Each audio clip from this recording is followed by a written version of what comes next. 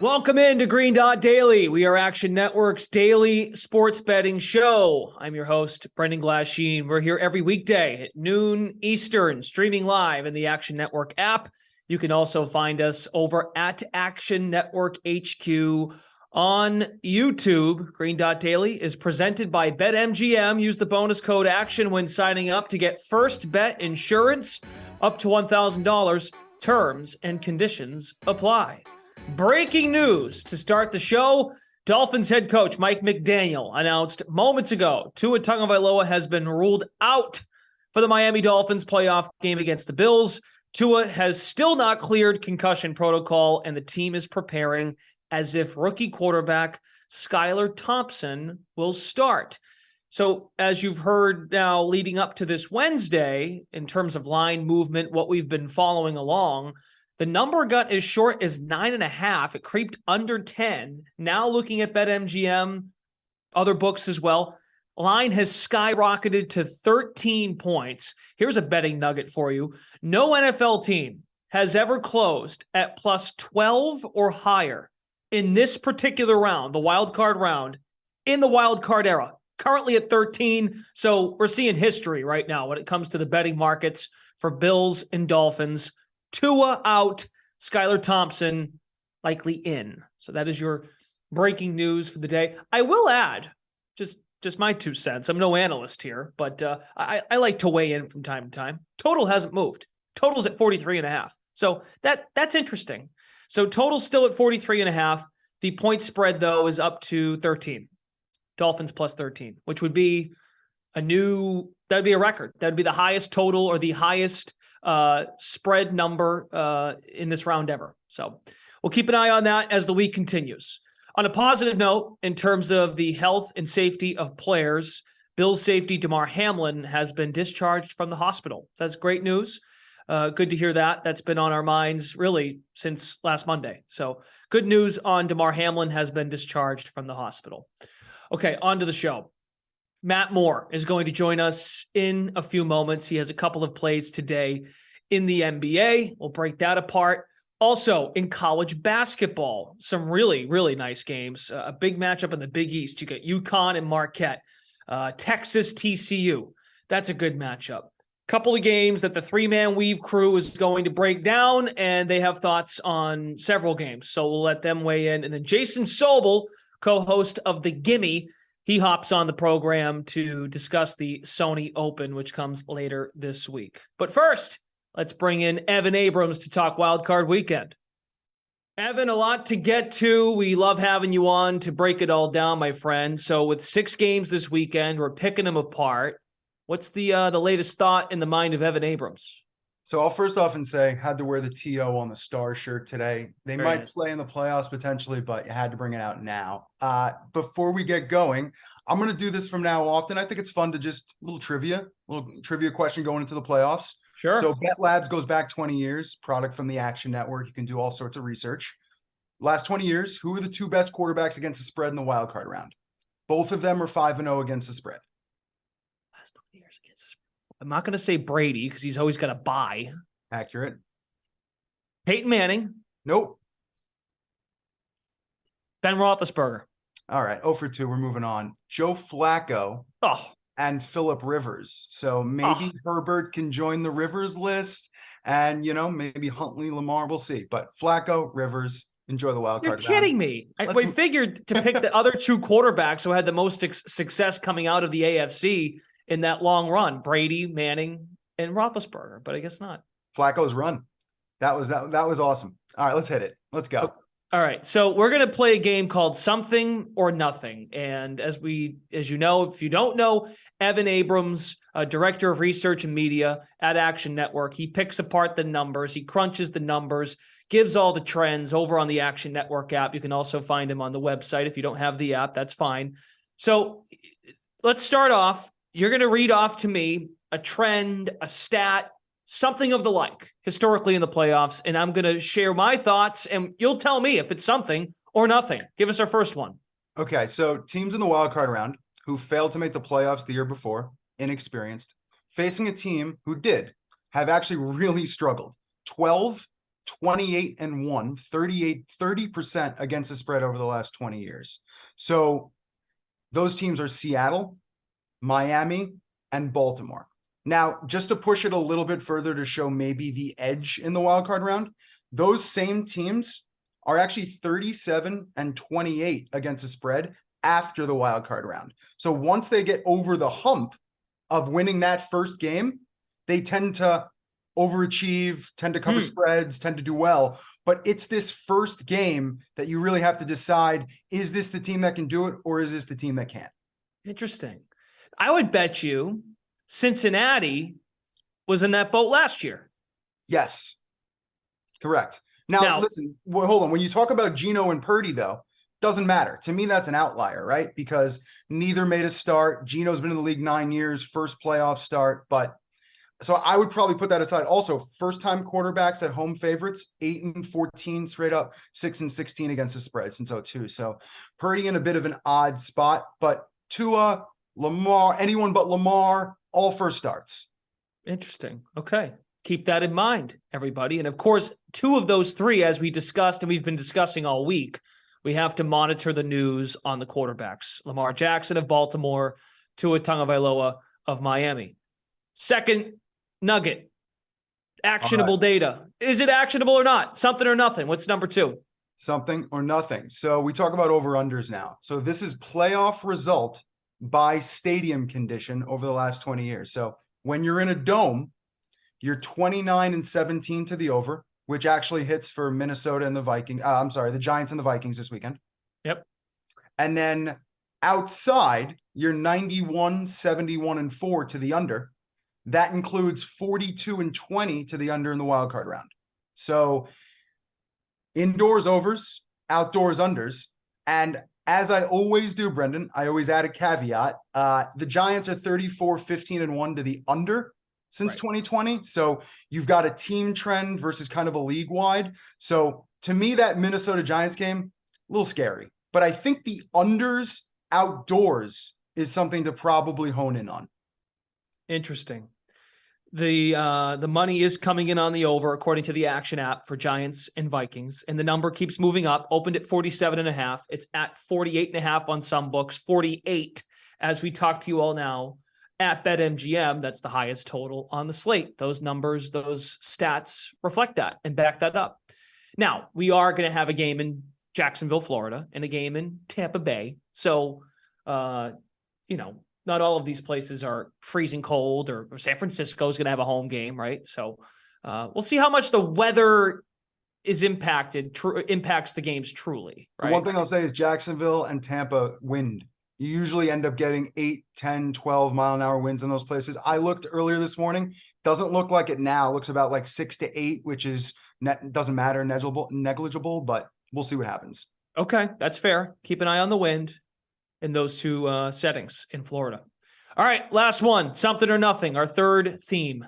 This is my favorite. So let's just look broadly for a second. Underdogs, 114, 94, and 4, about 55% over the last 20 years, okay? In the playoffs, that is. Now, 3 or more, 6 or more, 7 or more, it's all pretty consistent. It doesn't really matter the range. It's just underdogs. But where I think the value comes in is in line movement. So playoff underdogs that become smaller dogs. So like a 4-point underdog who closes as a 3-point underdog, they are 43, 18, and 2, 71% over the last 20 years. So right now, those 3 teams, now I implore you, please, Action Network, Sports Insights, Action Labs, Bet Labs, follow the line movement, okay? Make sure you're keeping an eye on this. But Jacksonville opened 2.5, now 2. Miami opened 10.5, now 9.5. Tampa opened 3, now 2.5. So those are your 3 scenarios at the moment that fit this trend. But it's basically telling you the underdog, we're moving it the other way. You're getting some action. And those teams have covered. Now, those are the closing numbers too, Brendan, right? Those aren't even the openers. So they're not covering, say, the 10.5 in Miami. They're covering the 9.5, 8.5, or 7.5, wherever it ends up closing. So pretty interesting.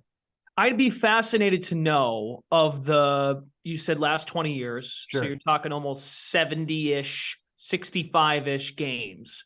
How many of those dipped down, say, from using your example, from 4 to 3, Have they gone back and forth? Has it gone from 4 to 3 back to 4? Back down to 3, right? Just the movement throughout the course of the week. And I'm sure injuries matter, which we've discussed when it comes to Miami. It could be very well the case, depending on what happens with Lamar Jackson. I mean, we're learning now that number is not fitting this trend. It's going the other way. It's going up as opposed to down. Any thoughts on that in terms of just the movement back and forth?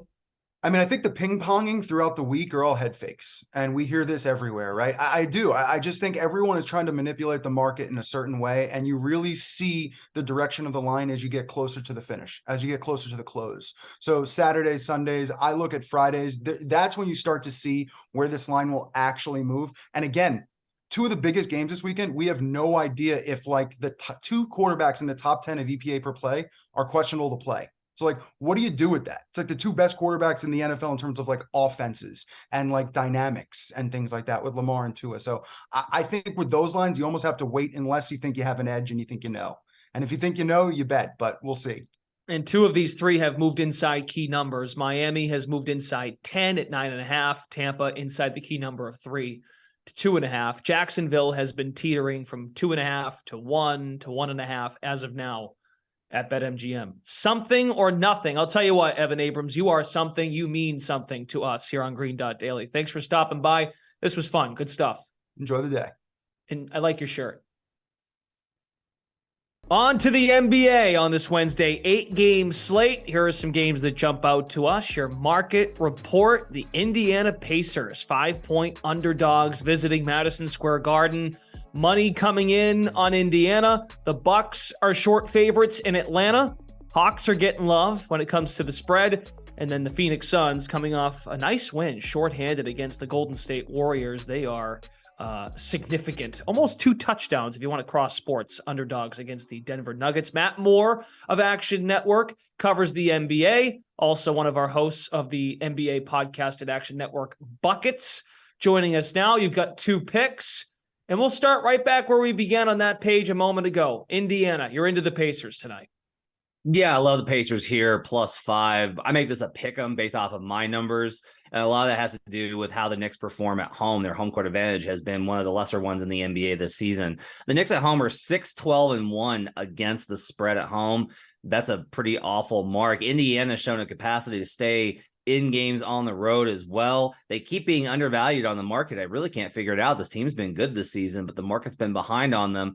You know, the Pacers offense is going to have an opportunity to win this game outright with the math game. The Knicks allow the 3rd most threes per 100 possessions in the league. That's not what you want to see when you're facing Tyrese Halliburton, Buddy Hield, and the Pacers offense, which runs and guns. So this is a really good opportunity to grab the Pacers. Over on Buckets, we have a really, I think, a pretty smart same game parlay concept as well. Looking at the Knicks in the first quarter and the Pacers on the game. So make sure to check out the Buckets podcast for more on that. Feels like the last couple of years with the Knicks, right? First half, first quarters, they've performed well. But you're going for a full game side. You're going with Indiana. The Bucks and the Hawks. This sounds familiar. At least a game featuring Milwaukee. You're not in on a big high scoring matchup. No, I'm fading the scoring, and I'm taking the under. I'm taking the under 236.5, and I'm the market disagrees with me. This opened 232.5. This went up to 236.5 this morning. I bet it last night at 232.5. I bet it again at 236.5. I try and stay away from those kind of situations and fading steam, but I just genuinely believe this number is off. I have this projected after the new number at 236.5. I have this solidly under. It was closer to 232.5 number. And those numbers are also affected. My projections are affected by the fact that Milwaukee gave up an obscene amount of points to the Celtics on Christmas Day, and then gave up a number of points to the Charlotte Hornets as well. But that's outside of the profile of what they do game by game. And we saw that in the Knicks game where they actually managed to hold that team, and that game went under. So Bucks road games, this is the key here. Bucks road games are 68.5% to the under this season. When the Bucks are on the road, that offense, which is mediocre at best, is even worse. The Hawks at home, 10-9 to the under. So those lean a little bit to the under as well. And the Hawks numbers have been considerably lower. Both of those figures, by the way, are more in the range of 225. We're getting almost 11.5 points more on this total. I can't figure out why you would want this total to be higher, given that Atlanta's offense really isn't necessarily clicking, and Milwaukee's has been terrible all season. The Hawks allow the 9th fewest 3-point attempts per 100 possessions. So if you think about it, this is going to be Giannis driving, getting fouled, missing a number of free throws that he typically does, probably having a huge game, but not necessarily scoring super efficiently because they're not going to get the 3-point attempts, and the Bucks defense locking down. Love this under. Bucks under 236.5. All right. In Atlanta, last played on Sunday, West Coast trip coming to a close at the Clippers. They're back home to take on the Bucks. Matt Moore, thanks for stopping by. Thanks for having me. On to the college scene. Here is your top 25 college basketball market report. Good one in the Big East. Shaka Smart, home underdog. We've heard that before, taking on UConn. Huskies are 2.5-point favorites. Alabama, short favorite against Arkansas. That's a good one in the SEC. And a lot going on with that Texas program. They are favorites just under 7 points against TCU. Let's hear from the three-man weave. They've got thoughts on all three of these games. UConn at Marquette is where we're going to start. Milwaukee is going to be wild for this one. We know Shaka Smart is a fantastic underdog. He's approaching 60% as an underdog, as a head coach across 3 different schools. He's clearly a strong motivator in those situations. Of course, only getting 2 points here. It's a short dog. Matthew, do you think that Marquette can unseat UConn and give them already their 3rd Big East loss? That would be shocking. I do like UConn here. I think they get it done on the road. That's going to be a nuts place, Mitt. I think UConn gets it done. The market's been against UConn recently. And correctly so, yeah. Pretty sure Providence and Villanova both took money. Yeah. I don't think UConn's overvalued anymore. I think they're basically where they should be. Pretty good. Or maybe even undervalued. I still think this team's really good, and I have a really hard time fading him. Alabama at Arkansas. Oates versus Musselman. Really awesome coaching matchup here. Both guys have really raised the level of these programs. I'm curious to see, Kai, how much Alabama zones, because Arkansas can't really shoot, and that's been their kryptonite. Teams have been doing that to them repeatedly in league play. That's how LSU got a home win against them. Alabama's a really good defensive team, just playing man, but that's how Arkansas scores. So do we see a lot of Alabama zone, and is that enough for the Tide to get a road win? I think this is Alabama's game. I fully pretty much bought in on this team, and if they're a dog or a pick or a -1 favorite, that's going to be hard to stay away from me, especially against an Arkansas team that they're clearly not at their top gear without Nick Smith, without Brazil. I like TCU, Jim. I like TCU +8, +7, whatever at Texas. I think Texas is shaky. Yeah, TCU I think is a great spot too. They're off a loss. Texas just feels like they're overvalued because of the beard-infused performances from earlier in the year. Have not been as sharp. They haven't been a disaster, but they just certainly aren't as sharp. And we know that's going to be a good home environment, the new Coliseum down there in Austin. But I think this TCU is a great dog team. They're physical. They defend.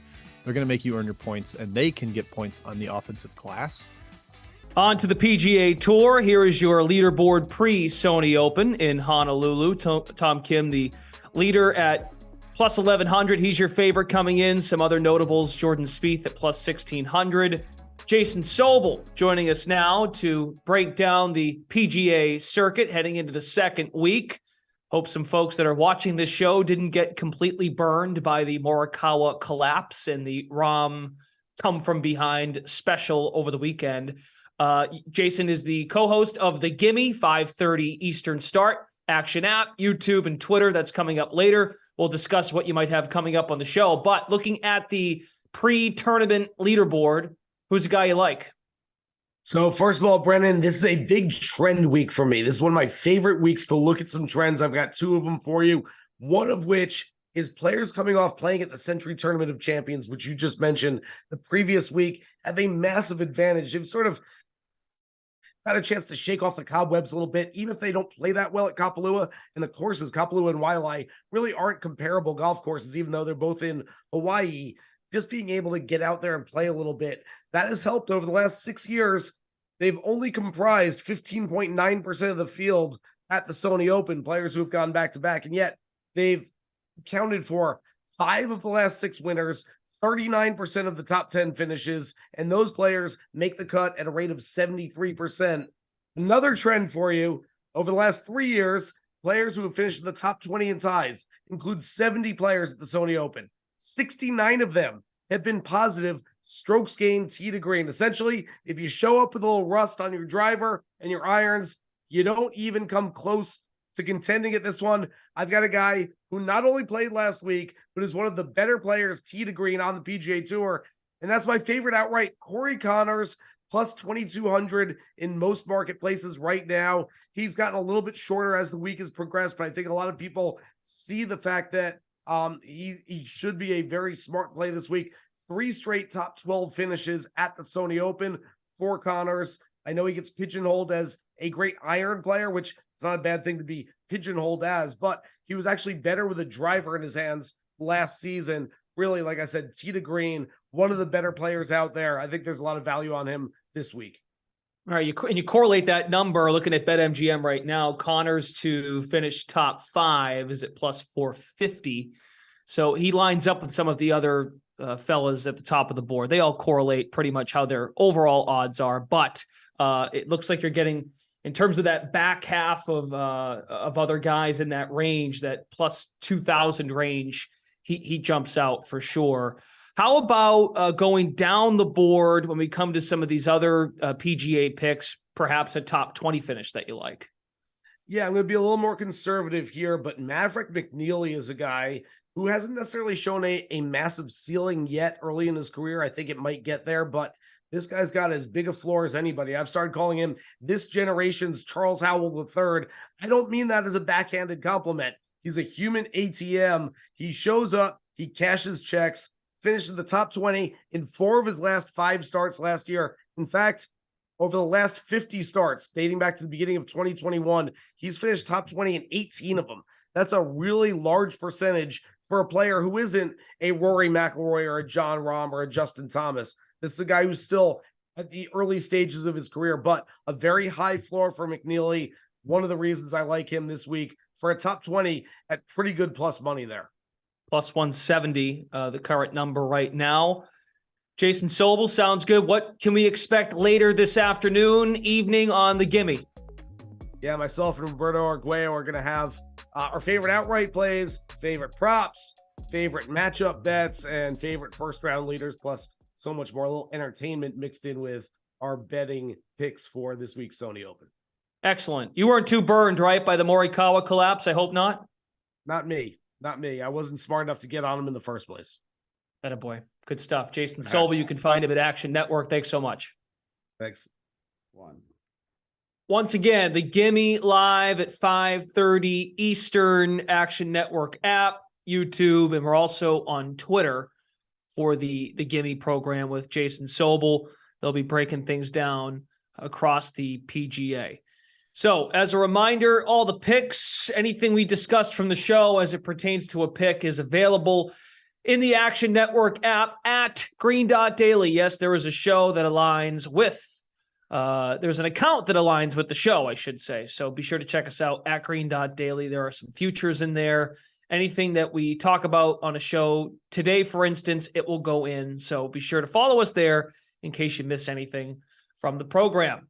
Green Dot Daily is presented by BetMGM. Use the bonus code ACTION when signing up to get a first bet insurance up to $1,000. Terms and conditions apply. All right, that's it. If you missed the news off the top, Tua Tagovailoa out this weekend against the Buffalo Bills. And the line has skyrocketed to Dolphins plus 13. That's the big news of the day right now. So Tua out for Miami. It's all likely, in all likelihood, going to be Skylar Thompson. That's what Mike McDaniel said, right from the horse's mouth. Mike McDaniel made that announcement earlier today for the Dolphins. For everyone behind the scenes, all of our guests from today's show, Brendan Glasheen, will be talking more about Super Wildcard Weekend as the week rolls on Thursday. For now, you all have a great rest of your Wednesday, and we'll talk to you again real soon. See you later.